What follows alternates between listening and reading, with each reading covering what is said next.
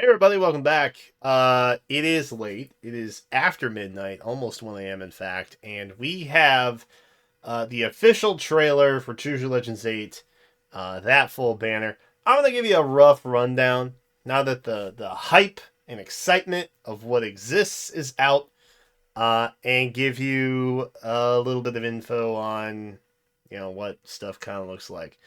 Now we already know pretty much the special niches of who is what, but we'll look at the skills and kind of talk just, very high level what is what. Now I will start by saying, and I said this in the FEH channel reaction as well, so if you saw that, I'm going to repeat myself for just a second. Don't feel overly inclined to immediately summon on this banner all out, right? Brave Heroes are all coming back in either the November or December Legends Mythic Emblem banner, where instead of a 50-50 against a normal 5-star option, you have a 1 in 3 at an elevated rate against a limited Mythic Emblem or Legendary Hero. The Forging Bonds is definitely coming back. There are 2 guarantees in the Fey player certainty realm, in that the Fallen banner will get a Forging Bonds rerun, as will the Brave banner. Those are the 2 pretty much guarantees you're going to see in terms of like a revival. Right, which means you're going to get those tickets back, which makes a single spark a little bit cheaper. So if you're playing the long game, there's that. Additional stuff like Golden Week will happen once a year. These heroes are normal pool, so they are always at a 50-50 potential on anything that's at a standard rate up. And also, they do frequent banners like Remix a little more frequently too. So they will be coming back. All right, I know it's hard to not get lost in the FOMO of it all, but if you can put aside the fear of missing out, then you don't have a lot to worry about. So with that said, if you do have the resources, you've been waiting a really long time for this, then go nuts. But don't if you're on the fence or what have you. Anyway, let's take a look at who we have here, and I'm going to be particularly biased in this. I gotta start by saying, bro, design-wise, everything was really safe.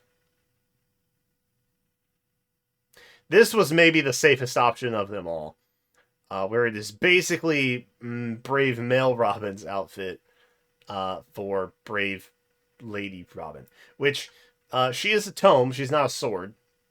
She does have that sword. But she's not using it. We'll talk about that briefly in a bit. But overall, the design, I should not be content with my current position. I'll continue to work even harder. It is very familiar. I plan for these things. For sure. So you can see here, she does come with flair. She is a tome. She's a colorless tome. And she's got a particularly new skill that some people are going to be pretty excited about. So Exalt's Tactics. I mean, this basically is going to feel very familiar, but the main thing that you're going to get from this is that you're getting Divine Vein Ice. And what Divine Vein Ice does is foes treat the space as an impassable terrain while it's active, but status is destructible with 1 HP.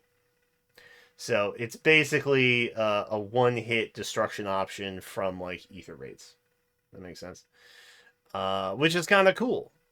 It's kind of cool. Allies can move into and occupy the space. If any allies occupy spaces with Divine Vein Ice applied, attacks targeting those spaces will hit the ally over destroying the Divine Vein. Okay. So with that said, it's kind of cool. Like, that is by far the coolest aspect of her weapon, in my opinion. But the rally stuff like that, the rally in general is kind of like a Robin gimmick, I think, at this point. And then you're getting some neutralizes on penalties and things like that. That's also kind of a Robin given. Flare is new to Robin here. Flare, of course, debuted last year. Or was it last year? Yeah, I think it was last year with Brave Soren. So it's making a rerun, which is fun. Attack speed finish. It's not broke, don't fix it, I guess. According to plan, is going to give you Canto to yourself and allies within drive distance. And it's also going to inflict Hush, Spectrum, and Panic on the closest foes and any foes within 2 spaces of them for their next turn. So, again, kind of the Robin gimmick, right? Creation Pulse is a new inheritable option where if penalty is active on a foe, you are getting attack speed +3 during combat. And if you can trigger your special, and it does, you are basically getting a max of 2 countdown before the first attack. So it's kind of this weird special spiral / times pulse conglomeration where you're getting a preemptive spiral, which is good, which is really good. I often find that C skills are some of the more flexible options current state for a lot of units, and it is highly situational. But there's a lot of real estate with A and B. So having something that can do that, which is trigger 2-turn cooldown, or a +2 basically to your special before you attack, that's kind of big. So overall, she's kind of a tome that you might expect to see with something like a Godsword kit, which is kind of cool.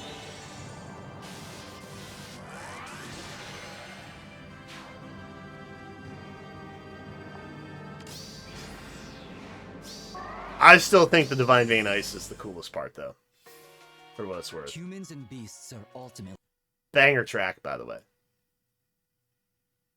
Just point that out. The same. When they're cornered, they lash out however they. Felix is here. You know how Robin wasn't using a sword? Yeah, I know. Design-wise, I mean,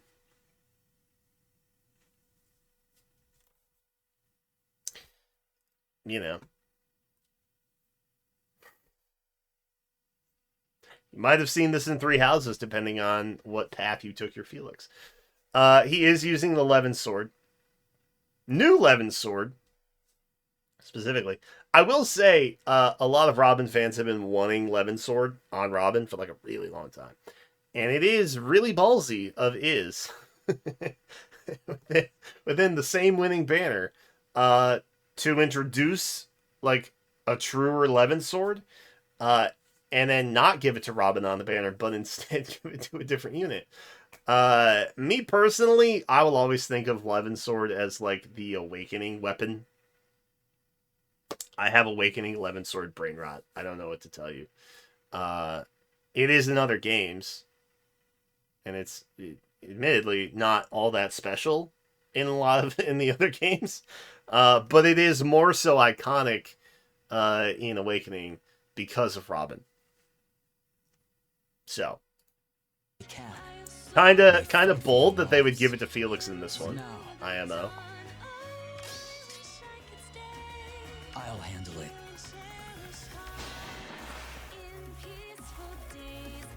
Such a good track. Alright, so Brave Felix is coming with a new Levin sword, which gives you a cooldown count of 2, which is really tight. You can counterattack regardless of range, and you calculate with adaptive damage. So everything you've wanted from 11 Sword, really. which is awesome.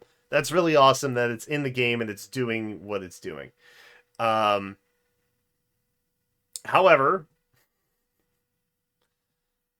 you're also getting Gust, which is now also in the normal pool, which debuted on Erica weeks ago. So that's pretty big, honestly. He's also coming with Attack Speed Excel, which is pretty great. Oh, you're also getting true damage with speed in the weapon too, just FYI. But I feel like that's pretty standard nowadays, to be honest. Okay, Lone Wolf is his B skill. It's going to give you Phantom Speed. We love that. If unit has not been used or been the target of an assist skill during the current turn, it's going to grant another action to unit and inflict isolation on unit in pair-up cohort. Unit took in the following cases: A, unit initiated combat, or B, took action without entering a combat.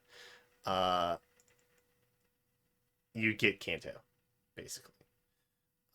So at the start of combat, you're also debuffing, right? You're getting true damage of speed. He does a lot of speedy things. He doesn't like to be around people. He's getting Phantom Speed. It's good stuff. Those are good things. The one that I think is a little questionable on his C is Endless Tempest. Which I'm assuming is just Tempest 4. And you can inherit either even or odd Tempest to get it. But then I also thought that we had Tempest 4, but maybe we don't. I don't know.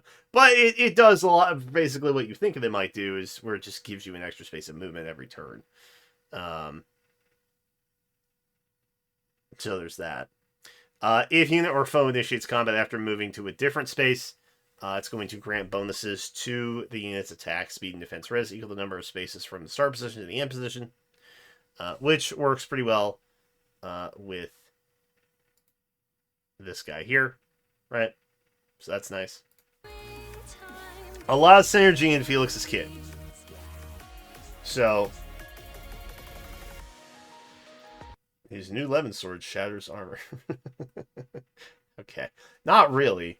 Not physically, no, but you know. The little blurb does paint a nice mental picture. I will say that. I see.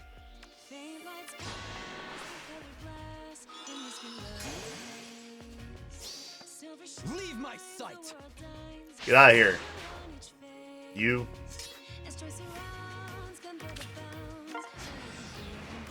Such a banger. Showing off the 11 sword, naturally.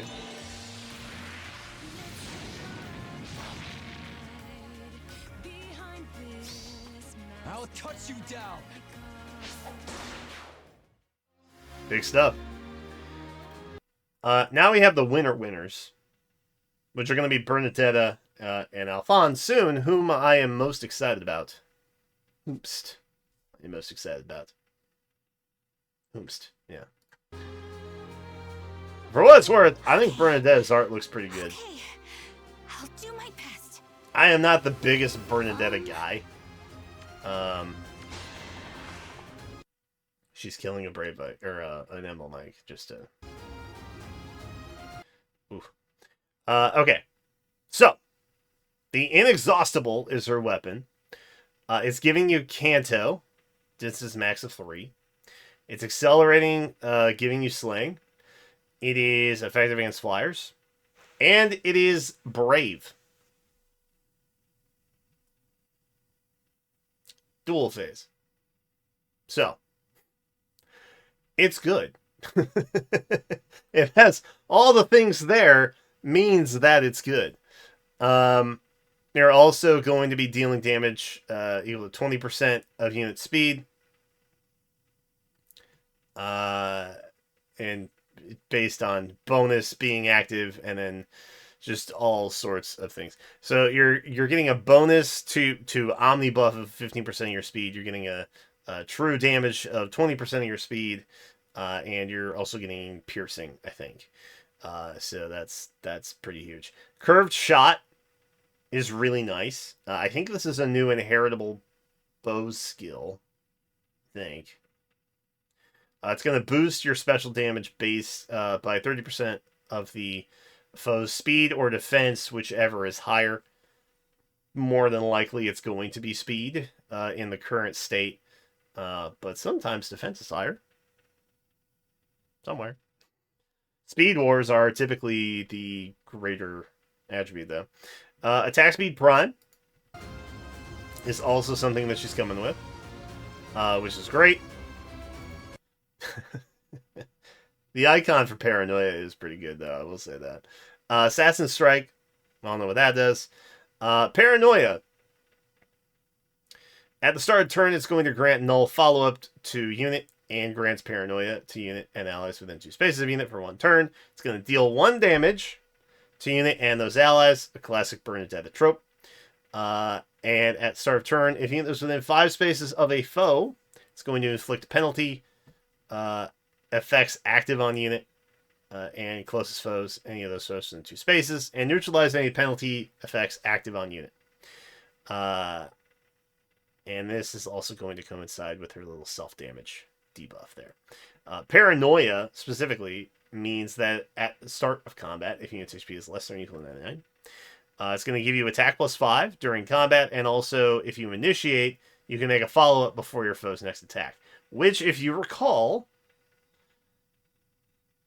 she quads. Okay? She has a brave weapon. It's dual phase. She is going to quad on player phase. Okay. And even then, with this, it appears that she'll be able to take a hit and then quad back. Because she'll be able to attack. Make a follow-up before the foe's next attack. So, very good stuff. Overall, Bernadetta is really solid. But you might be thinking to yourself, all this stuff sounds really similar and familiar for what we already have. And that is true. Stay alive, Bernie. The designs are very safe. The kits and everything, even though like the new ice terrain is a thing, a lot of it, while new, feels pretty familiar, right? And that's not Okay, I'm gonna do it. uncommon, at least as of late. Enter Alfonse. Has high expectations of me. We do. We really do.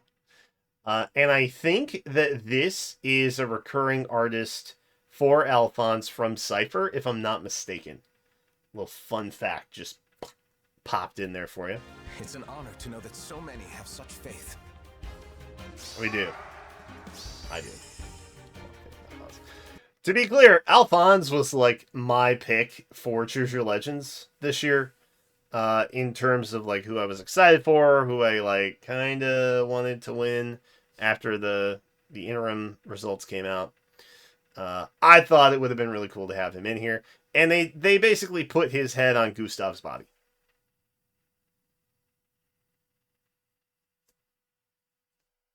He's also sitting sideways on the horse, I think. Am I missing it? No, he's straddled. He's just pivoted a little different. All right. Fair enough. I thought he was side sitting, which I thought was going to be a little odd, but I don't think he is. Of course. If I may, just take a brief moment here. Look at my man's stat line. If you've been watching the Elden Ring streams, just know that they basically took Alfonse here, bravified him, and then gave him my Elden Ring build. Which is so sick. We are big. We have big robustness, and we hit harder, which is super dope. So, he's got a big axe, also like me in Elden Ring, and he has the stat line to carry it.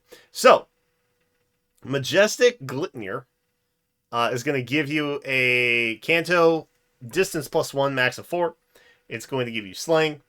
At the start of turn, there's an ally within 3 rows or 3 columns. You are getting defense and res +6 to unit for 1 turn, and you can move 1 extra space. And also, special cooldown count since max value grants special cooldown count -1. Okay. If unit initiates combat or there's an ally within 3 rows, 3 columns centered on unit, you're going to get defense res +X to unit. You're going to inflict defense res -X on foe, where X equals 5 plus the number of allies within 3 rows or 3 columns centered on unit times 3, max of 14. That's 3, by the way. 3 units. 3 times 3 is 9 plus 5 is 14. So you're going to deal damage equal to 10% of unit's defense, which is pretty big. We'll see why in a moment here. And you're going to reduce damage from foe stack by 10% of unit's defense. Also pretty huge during combat. And when special triggers neutralizes foes, reduces damage by X% effects. If unit initiates combat or there's an ally within 3 rows, 3 columns, after combat, if unit special cooldown counts its max value, it's going to give you another cooldown count -1. So there's a lot of really neat stuff in here. The main thing is all the defense talk. We'll talk about that in a second. Because Makings of a King is maybe one of the coolest things that FEH has done in a very long time, in that it introduced a new mechanic. It's not a bonus. I'm gonna call it a mechanic, I guess, for lack of a better option. It's gonna boost damage by 30% of unit's defense plus defense of Great Talent when special triggers. Great Talent adds a value of Great Talent plus X to specified stats until end of battle. Not turn, battle. The max value of X is determined by the stat reaching the limit of 99. And each stat is calculated separately. Stat increases are not treated as bonus effects. Now, this means that units that can steal bonuses cannot take this mechanic or effect, right? Likewise, things like lulls cannot nullify this because it is not a bonus. So we're kind of opening up this new gate where there is a mechanic that exists that bumps your stats a bazoingus amount. But it can't really be copied or nullified or reversed. It's really interesting. It's almost like they kept inflating the stat value, the BST, and now they've introduced a new mechanic that increases those stats, but separately from how the game currently looks at most stat values. Which, I mean, for better or worse, is game-changing. This is almost a way of foolproofing a unit, because at the end of the day, if you have to just wait something out, right? Like if you're having a really difficult time with, like, you know, the new Emblem battle, you can maybe just stall until your Alfonse can just boink. You know what I mean? Like, that is what we're looking at. There are some other game modes like Summer Duels where you have a guaranteed set number of turns should you live long enough, right? So like 5 turns there.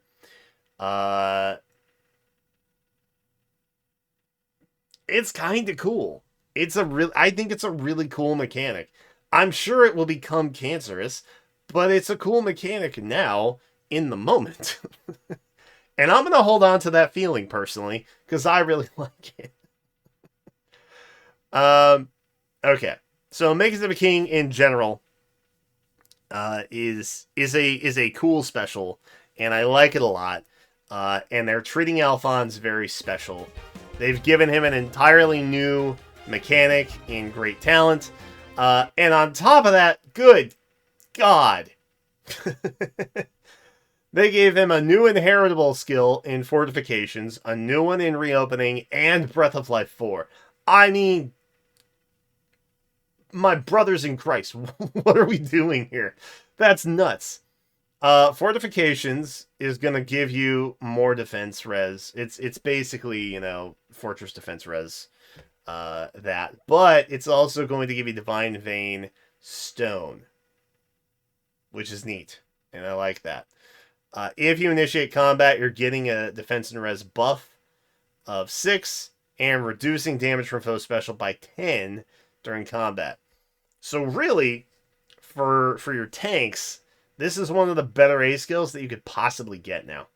A lot of tanky units are going to want this skill in particular, especially ones that do damage with their special, even if it's just like an Ignis buff, you know what I mean? Because then your attack doesn't really matter as much, and it's just your defense stat. Reopening is another one. It looks a lot like it has, it's like a guard 8, I'm going to call it. It's not technically sound. But it's dealing damage by X% of your unit's defense. You're getting the guard effect. A lot of units are also going to want this depending on the inheritable restrictions, okay? When I saw this, I immediately thought, Har might want this. I've been looking for a really good B skill on Har for like ages. Maybe this could be the thing that he would want. But there are other options too, obviously. The thing to keep in mind here is that Alfonse is a cav unit. Reopening is kind of a game changer for a lot of cav units. True enough. Perhaps it is the return of the Cavalier Wall. Who knows? We'll see. Maybe we're entering a new era of Dusels all over again. I don't know. But then you've also got Breath of Life 4, which obviously is going to, if allies' defense is greater than foe's defense, you know what I mean? Alphonse is just a tank king, and I love that for him. A lot of really cool, a lot of really good stuff on Alphonse. He shrugs off blows with his endurance. Okay. That's not helpful. Who is writing these things, Faye? This is not helpful for the average player. What are we doing here? That's crazy.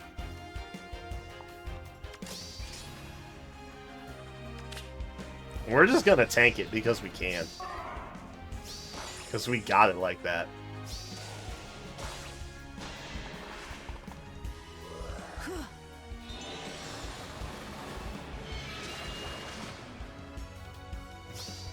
The battle is mine.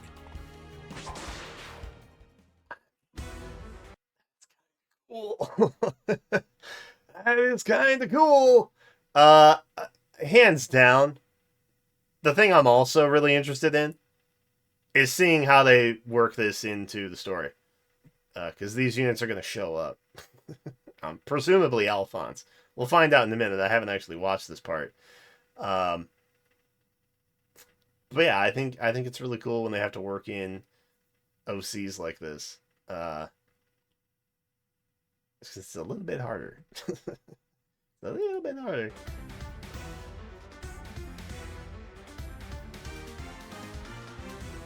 He's a problem. So there's our squad. I don't know. That's weird. See, only in Choose Your Legends. Only in Choose Your Legends can you have an Alphonse fight off against an Alphonse who is like infinitely better. That's interesting. I feel like they're just gonna completely ignore this story-wise and just be like, oh yeah, that's weird. Huh, what's he doing here?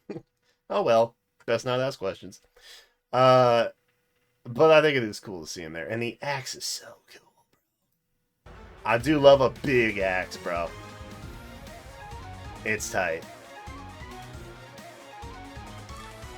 And again, reminder, you don't have to spark 100 and, you know, like, don't, again, unless you got it like that, you don't have to spend 160 summons.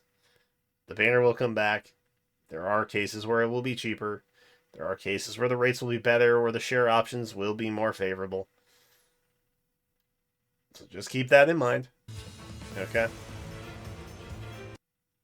But technically, you can get every single character from a Spark up to 4 times. But you can also get a free one, which is neat. Because Robin is not a dragon, my free pickup almost undoubtedly is going to be Alfonse. Hands down. And truthfully, I will probably take it to Spark and try and get as many Alphonse as I can from that first Spark. So, I'm hopeful, me personally, to get as many Alphonse as I can. I know this banner comes out on the 16th. I'm very much looking forward to it. I wasn't really before, but Alphonse honestly turned it around for me. So I'm excited. I hope the high-level overview helped you out a little bit. If you're on the fence or something like that. For me, there is one clear winner. For you, there may be favoritism involved. I don't know. But those are my thoughts. Thanks for watching. I'll see you in the next one.